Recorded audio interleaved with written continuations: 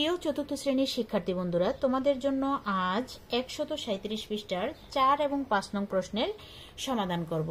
4 নং প্রশ্নে কি বলা হয়েছে প্রথমে আমরা একটু পড়ে নিই। সালমার বয়স 10 বছর 9 মাস এবং মিতার বয়স 12 বছর 0 মাস।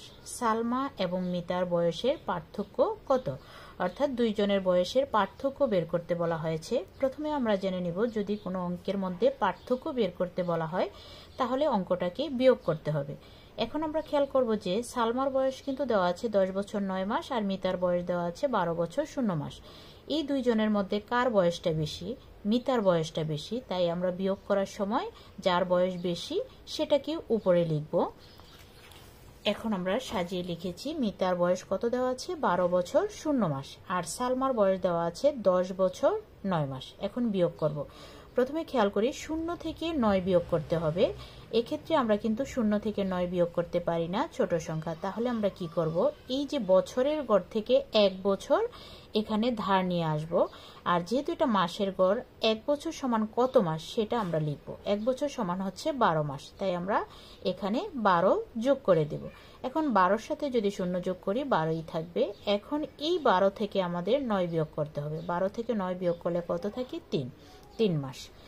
এখন এই যে 12 বছর ছিল, এখান থেকে কিন্তু আমরা 1 বছর ধার নিয়ে এই যে মাসের গড়ে নিয়ে গিয়েছিলাম, তাই এখানে এই 12কে কেটে আমরা 11 বানিয়ে দিয়েছি, কারণ 1 বছর আমরা এখানে ধার দিয়েছি। সেজন্য আমরা এখানে কি করলাম? 11 বানালাম। এখন এই 11 থেকে 10 বিয়োগ করতে হবে। 11 থেকে যদি 10 বিয়োগ করি কত থাকে? 1। অর্থাৎ বয়সের পার্থক্যটা হচ্ছে তাদের কত? 1 বছর 3 মাস। তাহলে আমরা উত্তর লিখব, বয়সের পার্থক্য 1 বছর 3 মাস। এবার আমরা 5 নং প্রশ্নের সমাধান করব। 5 নং প্রশ্নে কি বলা হয়েছে প্রথমে আমরা প্রশ্নটা ভালো করে পড়ে বুঝে নিব। বলা হয়েছে, মাসুদা বেগমের 3 মাস 3 সপ্তাহ 6 দিনের ছুটি পাওনা রয়েছে। তিনি 2 মাস 3 সপ্তাহ 3 দিনের ছুটি নিলেন। মাসুদা বেগম আর কত দিনের ছুটি নিতে পারবেন? যেহেতু তার ছুটি পাওনা ছিল 3 মাস 3 সপ্তাহ 6 দিন, তাহলে আমরা অঙ্কটাকে সাজিয়ে লিখব। প্রথমে আমরা লিখেছি মাস সপ্তাহ দিন। তার ছুটি পাওনা ছিল কত? 3 মাস 3 সপ্তাহ 6 দিনের। সে ছুটি নিয়েছে কত? 2 মাস 3 সপ্তাহ 3 দিন। এখন অঙ্কটা আমরা বিয়োগ করব। প্রথমে দিন থেকে দিনের বিয়োগ করব। 6 দিন থেকে যদি 3 দিন বিয়োগ করি তাহলে কত থাকে? 3 দিন থাকে। আর 3 সপ্তাহ থেকে যদি আমরা 3 সপ্তাহ বিয়োগ করি তাহলে কত থাকবে? 0 সপ্তাহ। এখন খেয়াল করি মাস। 3 মাস থেকে যদি আমরা 2 মাস বিয়োগ করি তাহলে কত থাকে? 1 মাস। এখন মাসুদা বেগম আর কত দিনের ছুটি নিতে পারবেন? আমরা লিখব আরও ছুটি নিতে পারবেন। কত দিনের ছুটি নিতে পারবেন? 1 মাস 3 দিন।